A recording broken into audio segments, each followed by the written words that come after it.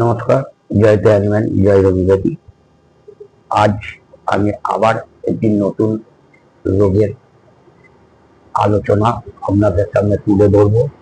রোগটি হলো সেতু বা ডাক্তারি পরিভাষায় যেটাকে বলা হয় ভিটিলিগো। চামড়ার যে সমস্ত রোগে দায়ী করা হয় যে ওষুধ খেয়ে ও মলম লাগিয়ে অদ্ভুতভাবে রেজাল্ট পাওয়া যায়, কিন্তু কার্যক্ষেত্রে দেখা যায় না ওষুধটা বন্ধ হলো আবার শুরু আছে। তাদের মধ্যে অন্যতম হলো এই সেতি বা ভিটিলিগো। সেটি অর্থাৎ চামড়ার দুধ সাদা দাগ যথেষ্ট বিব্রতকর রোগ। অনেক সময় এমন জায়গা দায় হয় যে জামা কাপড় দিয়ে ঢাকা যায় না। অনেক কিশোর কিশোরী লজ্জায় স্কুল কলেজ যাওয়া পর্যন্ত ছেড়ে দেয়, লোক সমাজে বেরোনো বন্ধ করে দেয়। অনেকে আবার মনে করে রোগটি সংক্রামক, একজনের ছোঁয়া অন্যজনের মধ্যে ছড়িয়ে পড়বে, ফলে ঘিরে ধরে অবসাদ। সেই জীবনটাই যেন বৃথা, এত ভয়ের বৃথা। কিন্তু না, এতে এত ভয়ের কোনো কারণ নেই। প্রাথমিক অবস্থায় ধরা পড়লে বহু রোগী এর থেকে মুক্তি পেতে পারে। বিশেষত হোমিওপ্যাথিক চিকিৎসা করে এই রোগ একবার কমে গেলে আর ফিরে আসার সম্ভাবনা প্রায় থাকে না। প্রথম থেকে চিকিৎসা করা হয়নি, রোগ সারা শরীরে ছড়িয়ে পড়েছে। এই অবস্থায় হোমিওপ্যাথিক চিকিৎসা করলেও রোগীর গতিটা অনেকটা কমিয়ে দেয়। এবার দেখা যাক সেটি কেন হয়। আমাদের ত্বকের মধ্যে মেলানোসাইট নামক এক প্রকার কোষ থাকে। এই কোষ থেকে মেলানিন নামক বর্জ্য পদার্থ বের হয়, যা আমাদের ত্বকের রং নির্ধারণ করে। অর্থাৎ কে কত ফর্সা বা কালো হবে তা নির্ধারিত হয় এই মেলানিনের ক্ষরণের উপর। সেটিতে এই মেলানোসাইট কোষ মরে যায় এবং ঠিক মতন কাজ করে না, ফলে মেলানিন নিঃসৃত না হতে পারে জায়গাটি সাদা হয়ে যায়। কেন এই মেলানোসাইট কোষ মরে যায় বা ঠিক মতন কাজ করে না, তবে এখনো এর ব্যাখ্যাই বিজ্ঞানীরা সঠিকভাবে দিতে পারেনি। অনেকে এটাকে অটোইমিউন ডিজিজ বলে থাকেন, অর্থাৎ আমাদের শরীরে যে রোগ প্রতিরোধ তন্ত্র আছে তা যদি ভুল করে বাইরের রোগের পরিবর্তে শরীরের কোষ কলাকে শক্তভাবে আক্রমণ করে, তাকে অটো ইমিউনিটি বলে। এই অটো ইমিউনিটি মেলানোসাইটকে আক্রমণ করে মেরে ফেলতে শুরু করলে তবেই সেটি হবে বা সেটি হবে। কিন্তু সেটি বংশগতভাবে শতকরা 10%। একই পরিবারে অনেকেই সেটি দেখা যায়। এছাড়া পরিবারের অন্য কোনো অটো ইমিউনি রোগ থাকলে, যেমন সোরাইসিস, থাইরয়েড, অ্যালপেসিয়া, এরিয়াটা চলতি ভাষায় যেটাকে আমরা চুলোটা বা ডাক পোকা বলে থাকি, সেই সব পরিবারে সন্তানের সেটি হওয়ার সম্ভাবনা শতকরা 30%। মানসিক অশান্তি, উদ্বেগ অনেক সময় অটোইমিউন রোগকে উত্তেজিত করে। তাই হোমিওপ্যাথি ওষুধ নির্ণয়ের জন্য রোগীর মানসিক ইতিহাস অত্যন্ত গুরুত্বপূর্ণ। তবে কোন খাবার বা লিভারের রোগ থেকে এই রোগটা হয় না, এটি অবৈজ্ঞানিক একটা ধারণা। সব সাদা দাগই কিন্তু সেটি নয়। সেটি ছাড়া আরো অনেক কারণে আমরা সাদা দাগ হতে পারে, যেমন সস্তার রাবারের চপ্পল, কপালের টিপ, ঘড়ির টাইপ ইত্যাদি থেকে সেই জায়গায় চামড়া সাদা হয়ে যেতে পারে। একে লিউকোডার্মা বলা হয়।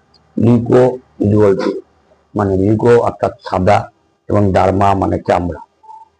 কোনো জায়গায় পুড়ে গেলে বা ছড়ে গেলে ওই একই ধরনের ঘটনা ঘটতে পারে। এইসব ক্ষেত্রে ওষুধের পাশাপাশি যে কারণে সাদা দাগ হয়েছে সেই কারণটা থেকে দূরে থাকতে হবে। কুষ্ঠ বা লেপ্রোসিতে সেটির মতন চামড়ায় সাদা সাদা দাগ হয়, তবে লেপ্রোসিতে সেই অংশে পিন ফোটালে অনুভূতি থাকে না বা কম থাকে। সেটিতে চামড়ার অনুভূতি কোনো পরিবর্তন হয় না। তাছাড়া লেপ্রোসি আরো অনেক লক্ষণ আছে।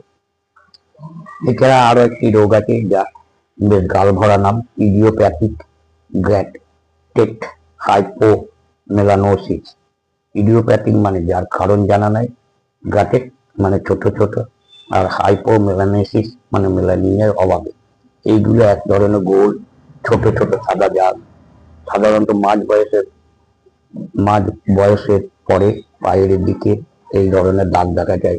পা ছাড়া তা হাত, বুক, পিঠে ও এই দাগগুলো দেখা যেতে পারে। এ রোগ বেশি বাড়ে না, ক্ষতিও করে না। এতে কোনো চিকিৎসার দরকার নেই। অ্যালবিনিজম নামে এক ধরনের জেনেটিক রোগ আছে, যেখানে জন্ম থেকে চুল থেকে শুরু করে সমস্ত শরীরে সাদা থাকে। রোগী রোগ সহ্য করতে পারে না। এটি সেটি নয় এবং সেইভাবে কোনো চিকিৎসাও এর নেই। সেটি কিন্তু সংক্রমণ নয়, এটি একটা অটোইমিউনি রোগ, জীবাণুবাহিত রোগ নয়। তাই সেটি রোগীকে ছুলে বা আদর করলে, পাশে শুলে বা এক থালায় খাবার খেলে একজন থেকে অপরের জন্য এই রোগ ছড়িয়ে যাওয়ার কোনো সম্ভাবনা থাকে না। তবে লেপ্রোসি এক ধরনের কুষ্ঠ, কিছু ক্ষেত্রে সংক্রামক হতে পারে। তাই আমরা সাদা দাগ হলে সেটি লেপ্রোসি না, সেটি চিকিৎসকের কাছে গিয়ে নিশ্চিন্ত হয়ে নেবেন। এবার সেটির প্রকারভেদ, বিভিন্ন প্রকার সেটি হতে পারে। বেশিরভাগ ক্ষেত্রে একটি বিশেষ স্থানে সেটি আবদ্ধ থাকে, যেমন ঠোঁট, কপাল, হাত বা আঙুলের ডগা, ও ধীরে ধীরে ছড়ায়। কখনো কখনো ছোট্ট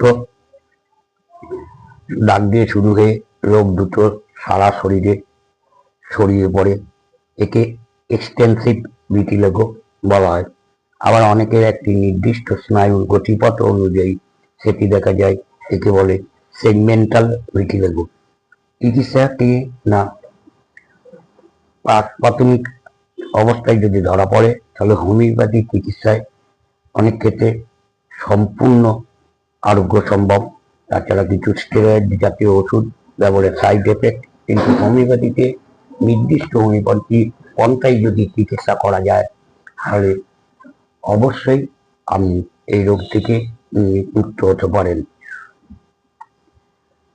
তাই হোমিওপ্যাথিতে চিকিৎসা করার সময় রোগীর ভিটিলিগো স্থান এবং তার জীবনের বিভিন্ন পর্যায়ে শোক, দুঃখ বা স্ট্রেসের ইতিহাসের উপর আমরা অত্যন্ত গুরুত্ব আরোপ করে থাকি।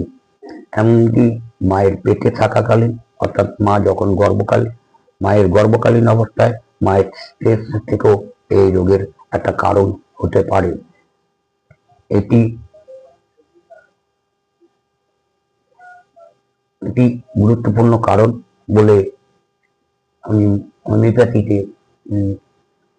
মনে করে থাকি, একজন হোমিওপ্যাথি হিসেবে মনে করে থাকি। আজ এই পর্যন্ত। পরবর্তীকালে আবার নতুন রোগ নিয়ে আপনাদের সামনে আলোচনায় উপস্থিত হব।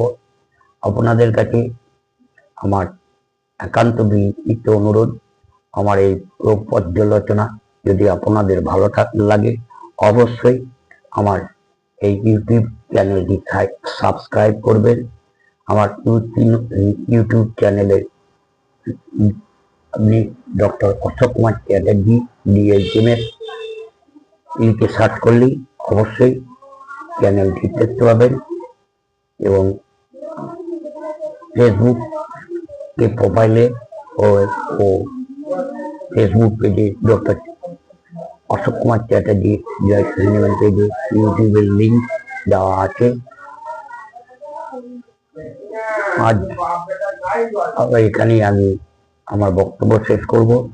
শেষ করার আগে আপনাদের সকলের সুস্থতা কামনা করি। আপনারা সকলে ভালো থাকুন, সুস্থ থাকুন, আনন্দে থাকুন। সবশেষে অ্যানিমেলের চরণে শতকোটি প্রণাম জানিয়ে এখানে শেষ করছি। নমস্কার। সকলে ভালো থাকবেন, সুস্থ থাকবেন, আনন্দে থাকবেন।